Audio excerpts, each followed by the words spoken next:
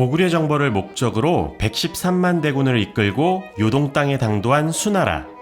하지만 고구려 땅에 도착은 했지만 생각보다 완강하게 나오는 고구려의 저항 때문에 단 한 개의 성도 함락시키지 못한 채 수나라 군대는 지쳐만 가고 있었는데요. 요동성은 일단 포기하고 평양성으로 직공하려던 수나라 별동대 앞에 백기를 들고 홀로 나타난 을지문덕 장군. 갑자기 나타난 그는 항복을 선언합니다.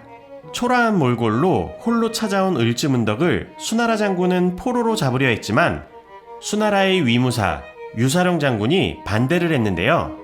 그는 항복한 적장을 사로잡는 것은 예의에 어긋나니 대국의 체면이 뭐가 되겠소 라고 말합니다. 다른 수나라 장군들은 유사룡의 의견에 반대했지만 결국 유사룡의 의견이 받아들여져 을지문덕은 압록강을 건너 수나라의 본진을 유유히 빠져나올 수 있었습니다. 사실 을지문덕이 목숨을 걸고 적진을 갔던 진짜 이유는 거짓 항복을 해서 적군의 사정을 염탐하기 위해서였는데요. 을지문덕 장군은 이 염탐을 통해 자신의 계획대로 수나라 군인들이 기약 없이 길어져 버린 전쟁으로 인해 사기가 떨어졌으며 식량 보급 또한 잘 되지 않고 있다는 것을 두 눈으로 직접 확인할 수 있었는데요. 나중에서야 수나라 장군들은 을지문덕을 돌려보낸 것을 땅을 치고 후회했지만 버스는 이미 떠났으니 어쩔 수 없었겠죠. 별동대를 지휘하던 수나라 장군 우중무는 식량도 거의 다 떨어졌고 기세도 기울고 있지만 어떠한 성과도 올리지 못한 채 이렇게 왕에게 돌아갈 수 없었는데요. 그리하여 수나라는 살수에서 고구려를 상대로 정면 대결, 즉 살수대첩이 일어나게 됩니다. 이때 밀당의 고수인 을지문덕은 적을 더 지치게 만들기 위해 고구려가 이길만 하면 일부러 싸움에서 패배해 달아나는 작전을 사용했는데요. 어떤 날은 수나라 군대가 하루 7번이나 승리하게 함으로써 긴장의 끈을 놓게 했습니다.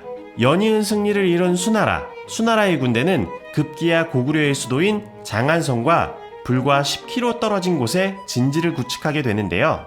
적의 군대가 수도에 가까워졌다는 건 고구려군에게 굉장히 위급한 상황으로 볼 수 있지만 이 상황에서 을지문덕 장군은 수나라 장군 우중문에게 시를 한 편 보냅니다.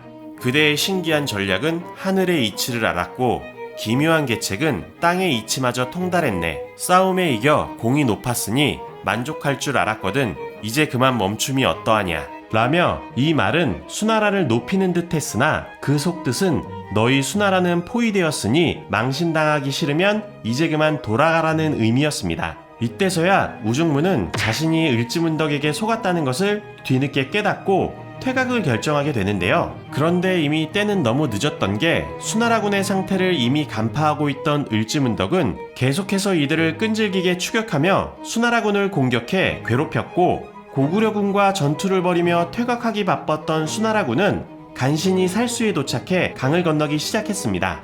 수나라 군사들이 물이 얕다고 생각하며 강을 반쯤 건넜을 때 고구려군이 나타나 수나라군의 후방을 총공격했는데요. 물속에서 총공격을 받은 수나라군은 대열이 한 번에 무너져 버렸고 장수와 병사들은 물살과 고구려군을 피해서 살기 위해 도망가기 바빴지만 결국 별동군 정예부대로 꾸려진 30만 5천의 수나라군은 99%가 전멸했습니다.